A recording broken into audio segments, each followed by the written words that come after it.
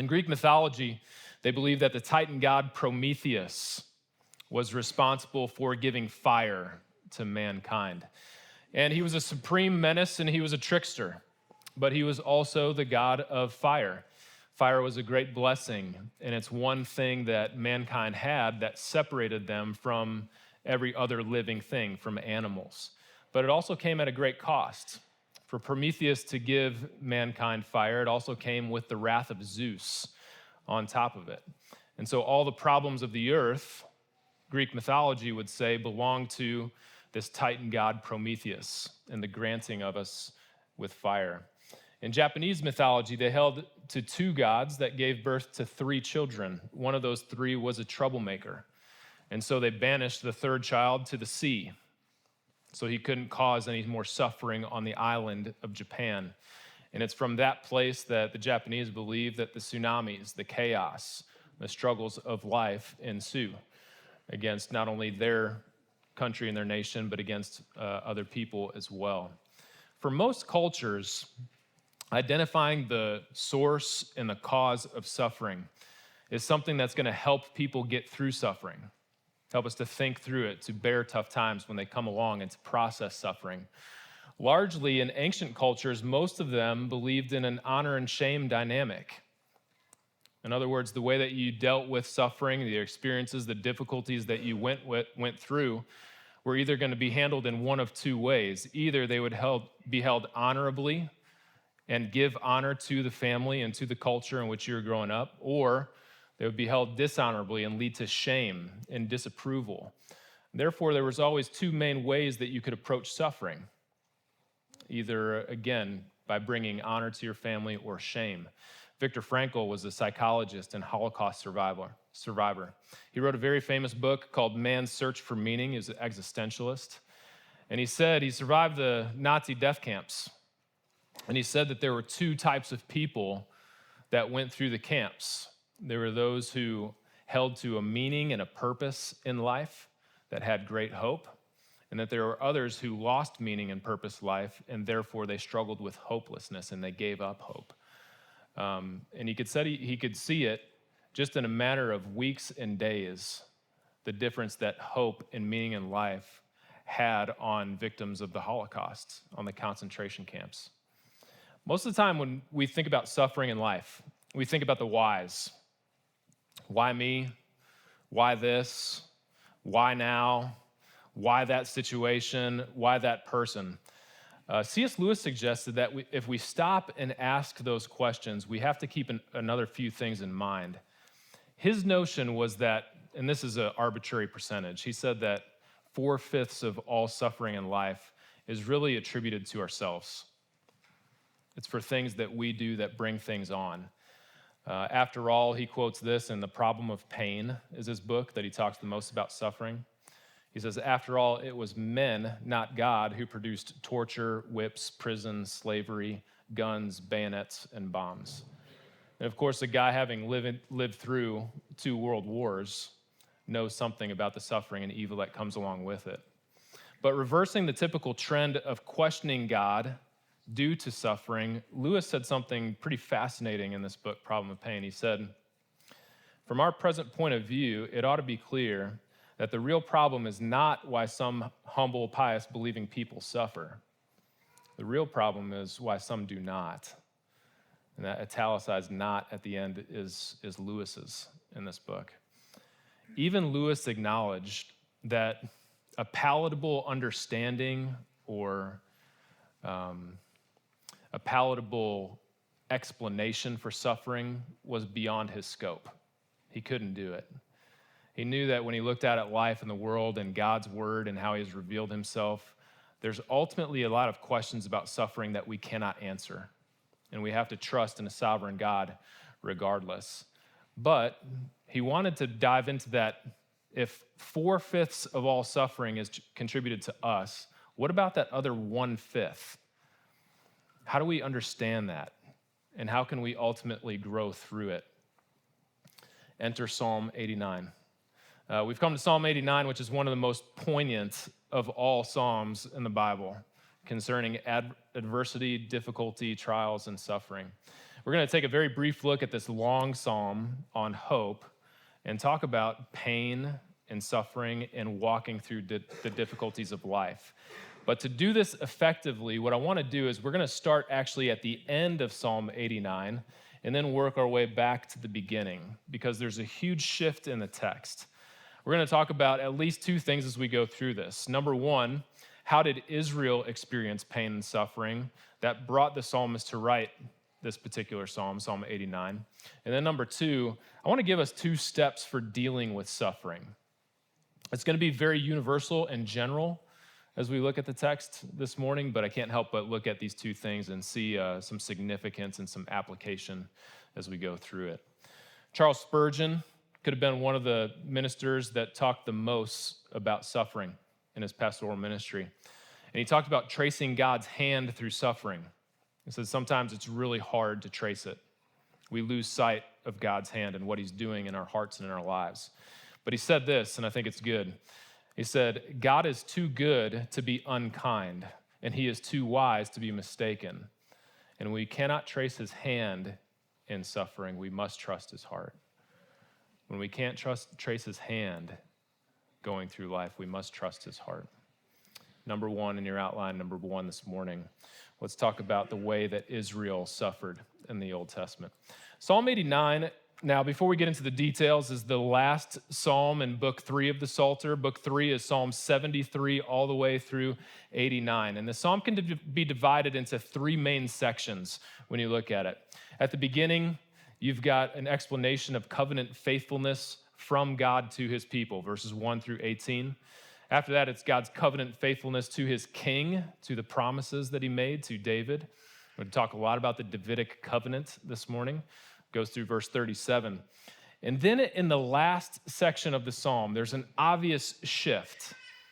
And verses 38 through 52 are all laments, very difficult laments, some of the strongest lament that you're going to read in all of the Psalter. Lament, N.T. Wright says, consists of about 2/3 of all of the Psalms in the Psalter are lament. And we struggle with lament when we come to them because a lot of us have a hard time divorcing lament from complaint. If you've never heard this before, there's a big difference between lamenting in through the Psalms and complaining through the Psalms. Complaining is bad. Complaining is a sin. Lamenting is actually good. We see the psalmist do it, and there's a lot of good things that come through it, which we're going to talk about today. Complaint is really what happened in the wilderness with Israel. Remember, for 40 years, they wandered from Egypt. They get to a spot, they've got no water, and so they start crying out to God. Why did you bring us into the wilderness, that we might die? Let us go back to Egypt. Life was a little bit better for us in slavery in Egypt. God, why did you even bring us out in the first place? And complaining in that context is basically, it's a testing of God. The Israelites thought that they knew better than God. And so they put God on trial with their complaints. Lament is totally different.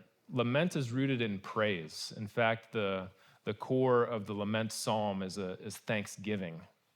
One element that typically traces through all of the psalms of lament is a huge aspect of thanking God for who he is, what he's done in the past, and what he will do in the future. Lament is Israel crying out for God to act from his past actions. It's knowing his love, his faithfulness, his kindness, and his mercy. When they lament to God, they're asking him to do something now because they know his character and they know his faithfulness. And so they cry out and they pray to him in that way. Complaint is wrong in the Bible. Lament is right. Complaint is sinful, selfish, and enslaving. Lament is praise, prayer, and it's a pathway to intimacy with God. We can see a lot of raw emotions and feelings coming out of the psalmist through lament, and we can learn from them. But lament is where I want to start with this psalm in Psalm 89. So let's skip to the backside of it and talk about Israel experiencing pain. Skip over to Psalm 89. I want to pick this up in verse 38. All right? Psalm 89, verse 38. How did Israel experience pain? Verse 38 should start something like this. But now you have cast off and rejected. This is speaking of God to Israel. He has cast off Israel and he has rejected Israel. You are full of wrath against your anointed. You have renounced the covenant with your servant. You have defiled his crown in the dust. You have breached his walls. You have laid his strongholds in ruins. All who pass by plunder Israel. He has become a scorn to his neighbors. The king has become a scorn. Verse 42, you have exalted the right hand of his foes. You have made all of his enemies rejoice. You have also turned back the edge of his sword. You have not made him stand in battle. You have made his splendor to cease, and you have cast his throne to the ground. You have cut short the days of his youth. You have covered him with shame. How long, O Lord, will you hide yourself forever? How long will your wrath burn like fire? Remember how short my time is. For what vanity you have created all the children of man. What man can live and never see death? Who can deliver his soul from the power of Sheol? Tough verses on lament. Verse 49, I'll read it just a couple more here. Lord, where is your steadfast love of old, which by your faithfulness you swore to David? Remember, O Lord, how your servants are mocked and how I bear in my heart the insults of all of the many nations. Psalm 89 is one of the only two psalms that is written by an Ezrahite, if you caught that. An Ezrahite is from the bigger tribe of Levi in the Old Testament, and this one, in fact, is written by a man by the name of Ethan. Ethan in Hebrew, my Ethan, it means strong or enduring. It's connected to the Hebrew word for steadfast. This is a very strong name for a man who was designated for ministry in Israel through the temple, through the sacrifices, and through the praising of God. One indicator of the context that we might be in Babylonian exile here is the fact that an Ezrahite is the one that records this psalm. Remember, Ezra was one of the first that came back to start to reinstitute the law in Israel and get back to the broken temple after the Babylonian captivity was over. But we got to read Psalm 89 in light of Psalm 88, the one that comes right before it. And Psalm 88 is probably the darkest of the individual lament psalms in the entire book. I want you to think about something. The last line in Psalm 88 is going to say something like this: darkness is my only companion. And it's one of the darkest, one of the most hopeless psalms, individual lament psalms, in all of the Psalter, right next to, juxtaposed, one of the hopeless community lament psalms in all of the Psalter. Individual lament, community lament. The fact that these two psalms, 88 and 89, are right after one another is very, very significant. If you remember when we looked at Psalm 73 just last time, we looked at Psalm 73, and it was a lament psalm. And the psalmist was crying out to God, asking why certain things were happening, why they were suffering, and when he was going to show up and do something about the situation that they were in. Book 3 opens with lament, and Asaph, he gets an answer from God. If you remember, he went to the temple, he did the sacrifices, and God showed up and met with him there and talked to him. At the end of book 3 in Psalm 89, there is no answer from God. The individual lament that begins Psalm 73 is answered. By the time you get to the community lament in Psalm 89, there is no answer. This is a dark, silent time from God in the history of Israel. And you're not going to find an answer to that lament that Israel makes in Psalm 89 until you get to Psalm 90. And so for that, you're going to have to come back next Sunday, okay? And so we're going to talk about Psalm 90. Hope you guys can make it. Verse 38, you, God, have cast off and rejected. You are full of wrath against your anointed. Anointed there is the Hebrew word Mashiach. It's the Messiah. It's the King of Israel. Whereas Psalm 2 celebrated the inauguration of the king, the crowning of the king in Israel, Psalm 89 now talks about the rejection of the king. And I want you to notice how all the worldly hopes of the psalmist are slowly failing in Israel and in their nation. Look at all the hopes that one by one kind of fall like dominoes. Verse 40 talks about the walls were breached, the strongholds were ruined, their protection, the city, the walls itself. They were falling and they were down in Israel. Now there was no more safety that the city one time offered. Verse 41, those passing by plunder Israel. Plunder, the king is weak and he is vulnerable. And it is sitting ducks for any enemy who would come by, any stronger nation or stronger country that would come against them. Verse 43, they turned back the sword. The military strength of Israel has dried up and is now completely lost. And so whether it's the crown of the king in verse 39 or the throne of the king in verse 44, Israel's king and Israel's kingdom have failed to do what God promised that it would do through David. Piece by piece, domino by domino, their hopes in the world, their hopes in everything else but God are slowly failing. Then we see this all too familiar cry of agony in the psalmist.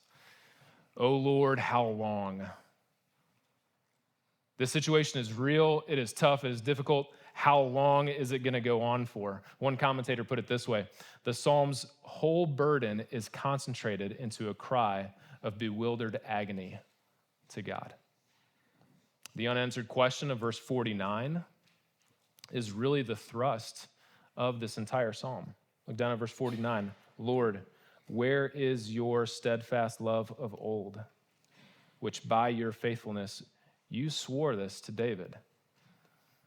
Hebrew scholars believe that Psalm 89 is put together in the context of Babylonian exile. This is the time when Nebuchadnezzar and the Babylonians came and took Israel captive as their own slaves, their own people, and marched them out of Jerusalem, out of the land of promise, and took them to be their servants into a land that they did not know and into a foreign country. But I want you to see exactly what brought so much pain to the psalmist, and maybe even how God was working through it.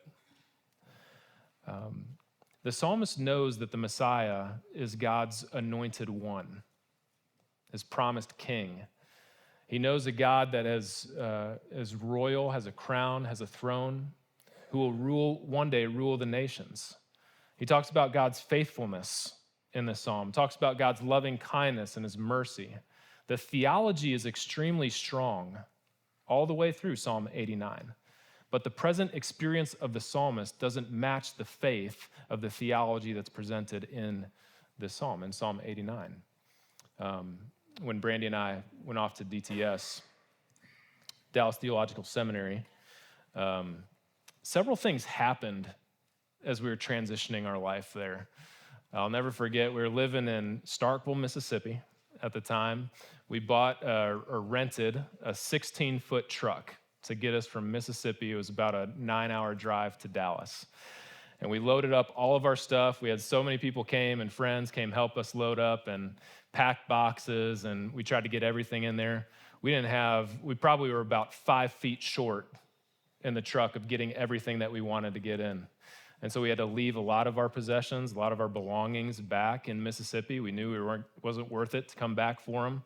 And so we left a lot of things behind. Brandy, on our way over there, she found out that she had an interview with a company in Jackson, Mississippi. We had to stop in Jackson on the way to Dallas. As we got there, all of her clothes that she would have wore for an interview, all of her stuff, her belongings was packed away somewhere in the truck. We hadn't planned on doing it. It was just added an extra day to the trip. In the middle of nowhere, Louisiana, one of our tires just shredded off the truck. And so we were on the side of the highway, and if you pay for the 24-hour roadside service when you get this truck, you just got to wait for it. And so for 2 hours in the hot summer of Louisiana on the side of I-20, we sat in our car with our dog sticking its head out the window, just waiting for somebody to show up and put a tire on the rim and get us back on the road. Finally got to Longview, Texas, crossed the border, great state of Texas, Scott, and the tire on our trailer shredded.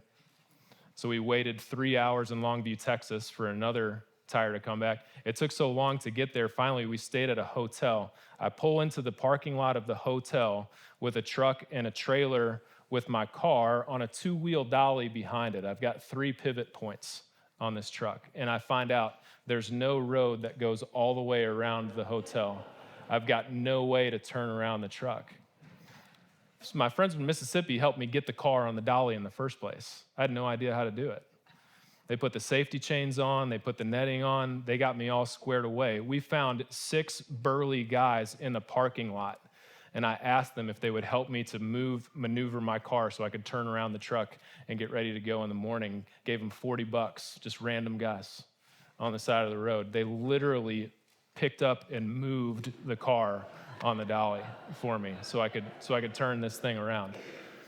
Stopped at a hotel, added a day to it. We get to Dallas. We finally pull up at our house. We start unloading things. The first thing I do is I unhook the car off the trailer behind the moving truck that we were towing. Come to find out that all of the safety straps were no longer connected to the car.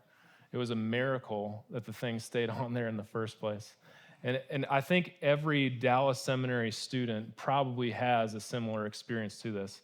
I get to campus, and the very first chapel, Chuck Swindoll is speaking to all the students, and he says this. He says, "You guys signed up for the hardest and the longest master's degree track that is offered at any seminary and across the world right now."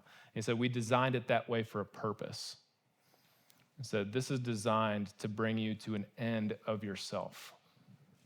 Your self-will, your self-initiative, your self-confidence. Nobody gets through this program without relying completely and wholly on God's grace and mercy for them to go through it and survive it." Not a great experience. We weren't even on campus before the trials and the suffering started as students. C.S. Lewis, he's got this great thought on suffering. He says, "The human spirit will not even begin to try to surrender self-will as long as all seems to be well with it." Suffering is an interesting dynamic in the Christian life. Suffering doesn't allow us to pick up and continue and go on the next day like nothing's happened. Suffering is one of these things that stops us in our track. We know that something is wrong when we are being hurt. When we experience pain, you got to stop and you say, something is not the way it's supposed to be. Pain has an interesting way of shattering the illusion that all is well with our hearts and our lives. We are not merely imperfect creatures who must be improved. We are rebels who must lay down our arms. And here's what's happening in Psalm 89. God is saying this: when you guys place your hope in anything and everything except for me, my promises, my future king to come, there's going to be pain and there's going to be hurt in our lives. And listen, I'll stand up here and say that all suffering is not due to our own mistakes. All suffering is not due to our own sins. Some suffering is really because we live in a fallen world and things aren't the way that they're supposed to be, and we're caught up in a spiritual warfare and battles that are uncontrollable, beyond our reach, and really beyond our knowledge as finite human beings. But even those situations cause us to stop. Is there something in my life that I'm holding on to and trusting that's not God?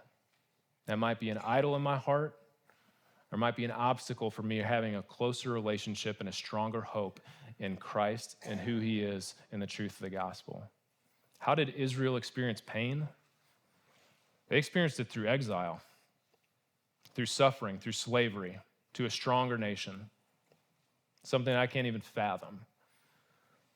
And it caused them to stop in their tracks and lament to God. Number 2, what's the first step? What do we do when we suffer? The first thing we're going to do when we suffer is we are going to cry out to God, and we're going to place our hope ultimately in him. Look at verse 1, Psalm 89.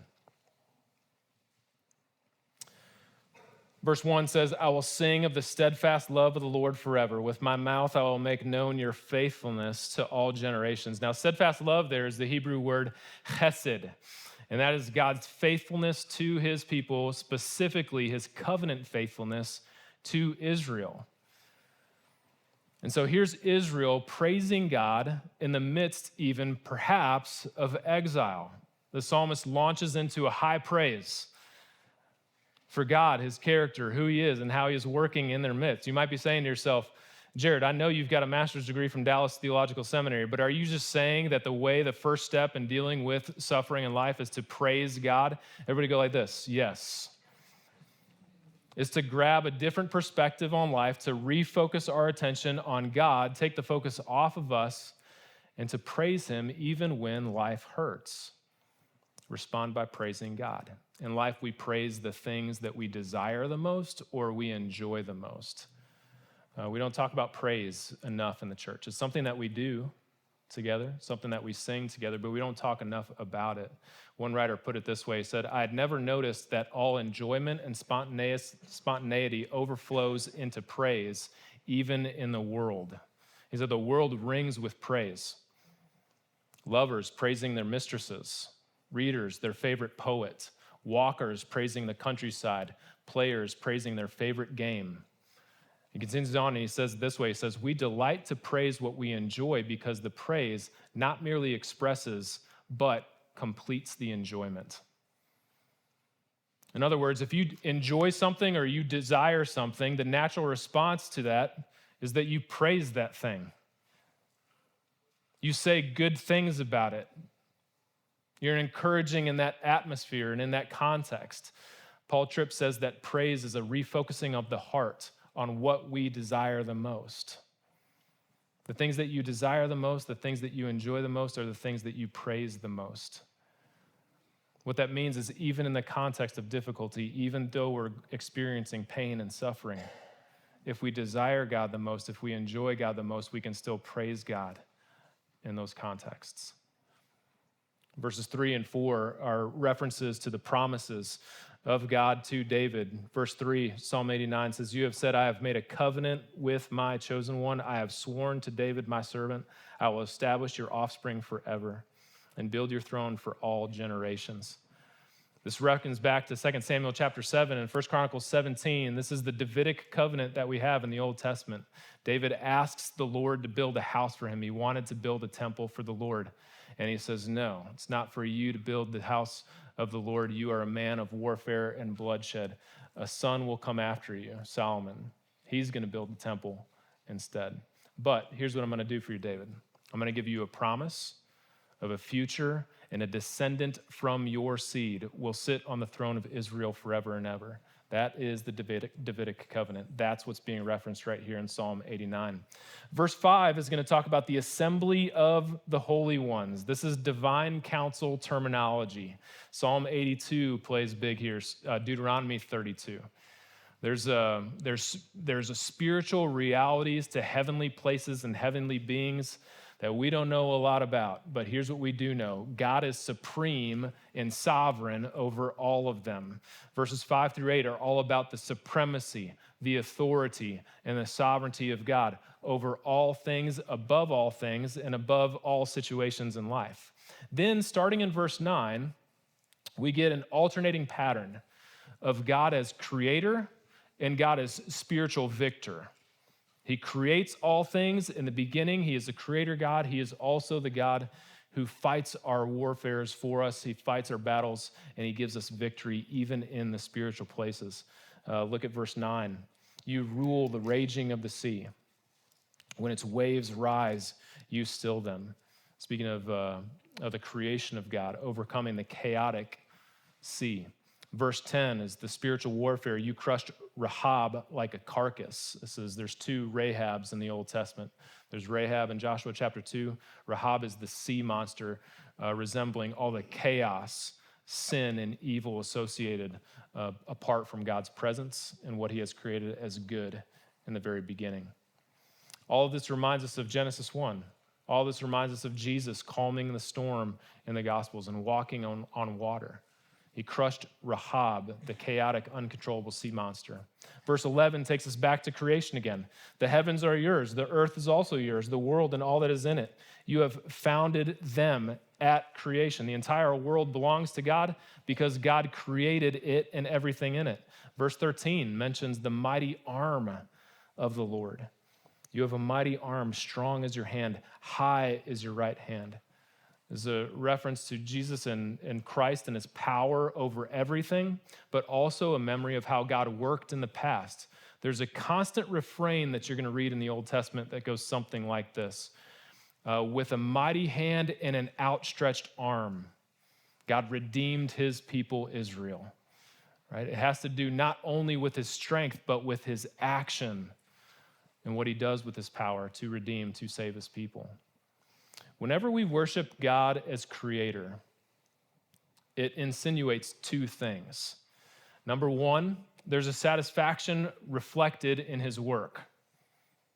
God has created all things. We are satisfied with his creation. He's created all things as good, for our good, and ultimately for his glory.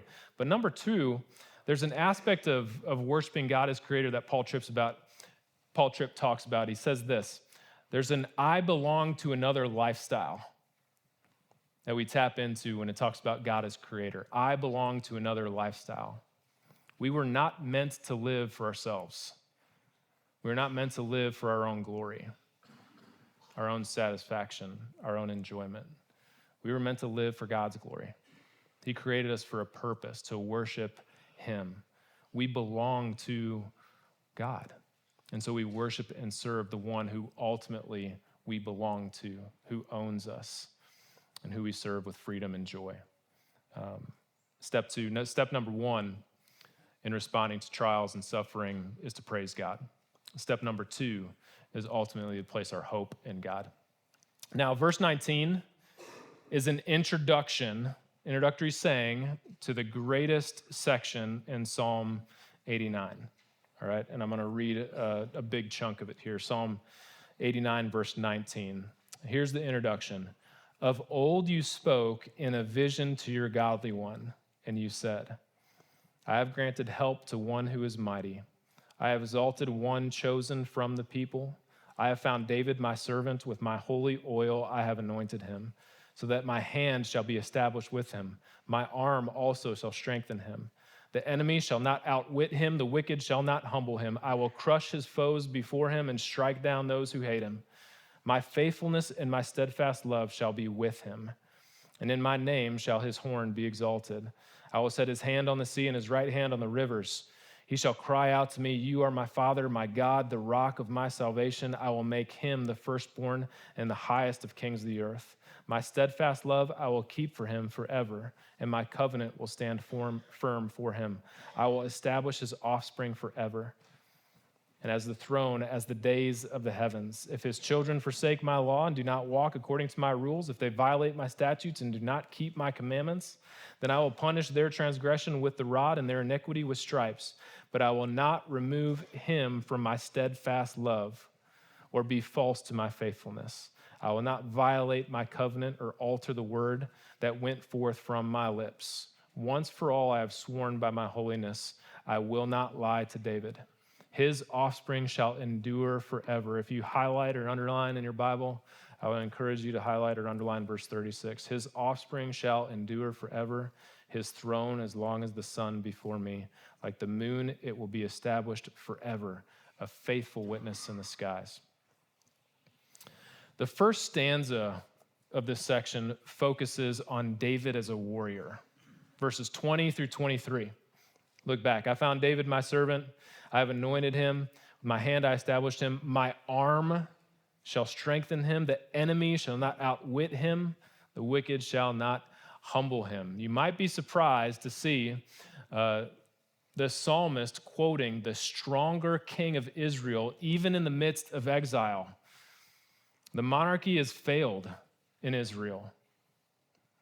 They have gone into Babylonian captivity, and yet the emphasis is on the enduring promise to the king of Israel, to the nation of Israel, to the word that was sworn to David, and a crushing blow to their enemies.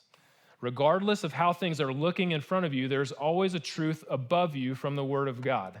We are clinging to the promises of God that are above us and eternal, even when right in front of us is nothing but darkness and chaos.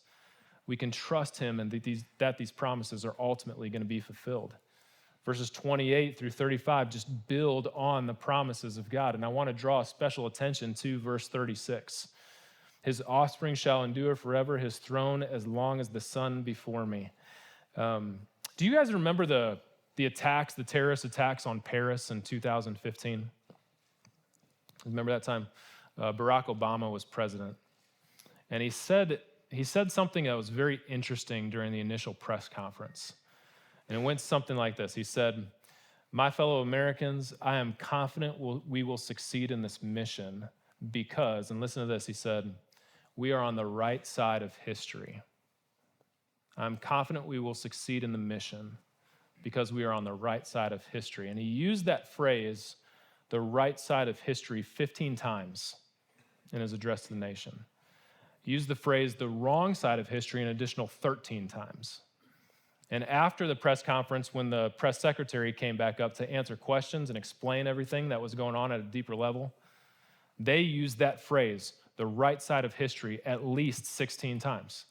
It was very intentional that they were drawing attention to this. There's an article that ran not long after that speech, and it was entitled this. It was "The Wrong Side of the Right Side of History."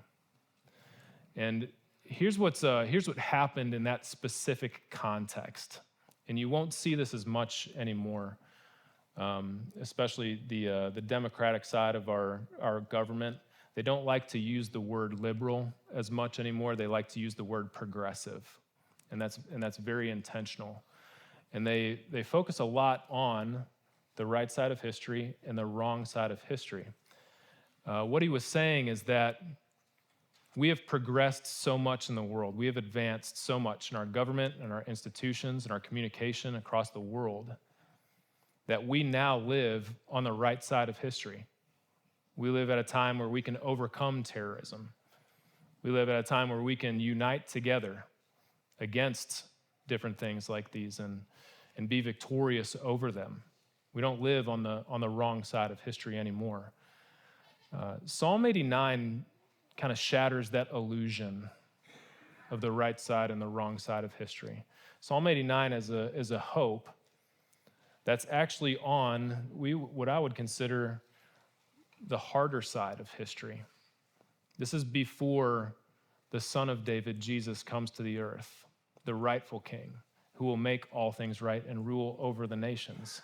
Psalm 89 gives us hope because on the backside of history, we learn about who the Messiah is, the king, what he will come to do. We also learn that even if the monarchy dies in Israel, there's still a future. There's still a descendant of David that is yet to come, a son of David who will rule with righteousness and justice. And it will be the foundation of his throne. Even after David dies, there's a seed or an offspring that is yet to come after him, who will give us an eternal hope that is completely different than the hope of the monarchy, completely different than any hope that Israel's experienced in the past. Psalm 89 is filled with deep theology, and I want to close here with just a couple points of application. Again, pain and suffering has a unique nature which cannot be ignored. Pain and suffering has a very unique nature which cannot be ignored in our life. Suffering will either harden your heart or it will soften your heart. Suffering will make you a more compassionate person, or it will make you a less compassionate, maybe even a more angry person. Suffering will make you stronger, or suffering will make you weaker. Suffering will draw you toward God, or suffering will push you away from him, his promises, and his word. But ultimately, by nature, pain must not only be experienced, pain must be responded to. It demands that we make a response. And no response to pain is a response in and of itself as well. You can't go through pain and not be affected by it. It's impossible. God designed it that way. I wish Psalm 89 was written the way that we approached it. I wish Psalm 89 verse 1 started with lament and worked its way into praise and then finally finished with hope. But Psalm 89 doesn't do that. It starts with praise, it works its way to hope, but then it ends with lament. I want to give you a couple thoughts about hope when your life seems to be ending with lament. I want to give you a couple thoughts to lead you to praise and hope instead. Number one, remember this. When you're experiencing pain and difficulty in life, remember that you are a prisoner of Christ, not your circumstances and not a prisoner of other people. You are a prisoner of Christ, not a prisoner of your circumstances or other people in your life. Circumstances ultimately play a very limited role in your redemption, in hope, in the story of your life. I want you to turn to Romans chapter 8 as we close. And I want to read just a few verses starting in Romans 8, verse 18. And we'll finish up from there.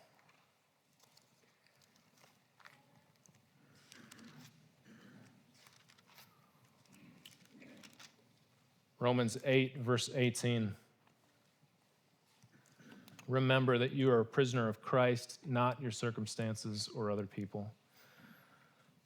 Romans 8, verse 18. For I consider that the sufferings of this present time are not worth comparing with the glory that is to be revealed to us. For the creation waits with eager longing for the revelation of the sons of God. The creation was subject to futility, not willingly, but because of him who subjected it in hope, that the creation itself would be set free from its bondage to corruption and obtain the freedom of the glory of the children of God. For we know that the whole creation has been groaning together in pains of childbirth until now, and not only the creation, but we ourselves, who have the first fruits of the Spirit, groan inwardly as we wait eagerly for our full adoption as sons, the redemption of our bodies. For in this we hope, and we were saved. Now, hope that is seen is not hope, for who hopes for what he sees? But if we hope for what we do not see, we wait for it with patience. Circumstances play a very limited role because of the redemption, the full redemption, the adoption that we are to experience that will yet come. Whatever you are going through right now, whatever your circumstance is, maybe there's somebody in your life that's adding difficulty to your life. I don't know what the situation might be, but whatever it is, you are a prisoner of Christ, not your circumstances, not other people. And everything is ultimately coming to the glorious end of the redemption of all things through Christ. Everything is ultimately leading to a full realization of hope that we won't experience until after this temporary life is over and we are with Christ forever in glory. Number two, as Christians, I think it's important to remember that we are never alone in suffering. We are never alone in suffering. Back up to Romans 8, verse 15. For you did not receive the spirit of slavery to fall back into fear, but you have received the spirit of adoption as sons, by whom we cry, Abba, Father. And the Spirit himself bears witness with our spirit that we are children of God, and if children, then heirs, heirs of God and fellow heirs with Christ, provided we suffer with him in order that we also might be glorified with him. We will never suffer alone because as believers, we always have the Holy Spirit with us. We also have a promise from God that he will never leave us nor forsake us. And as he gave us a great commission to go out and to make disciples, he told us that, behold, he is with us always, even till the end of the earth.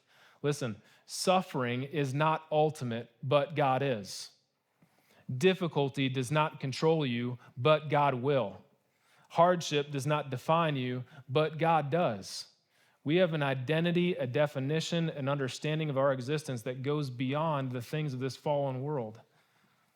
We are who God created us to be. He is eternal. This world is not. We have a great joy and glory that is waiting for us. This temporary life is nothing compared to what is coming in the future. Amen? We hold on, we wait patiently through it, and we say, Lord, haste the day of your return. Let's speed this thing up because I'm ready for glory. All right? Christian hope is better than the world's hope because it's based on a person. It's based on Jesus. And it's not only a personal hope. It's a hope in the promises of God. And so Hebrews 8, verse 6 says something very interesting. It says that the promise that we have in the new covenant in Christ is better than every other promise that was made to the people of God before it. Because it's a better promise. It's an eternal promise. It's a promise based on a person whose eternal shed blood for us gives us forgiveness and everlasting life. Now we have a hope that is beyond anything that this world can throw at us. We have a hope that's personal, it's relational. We have a hope that's based on promise, on the word of God. A future king of David is coming back, and he will rule from the earth with justice and righteousness. And it's in that person, it's in that king, it's in that promise that we base our hope no matter what we're going through. Let's pray. Let's pray.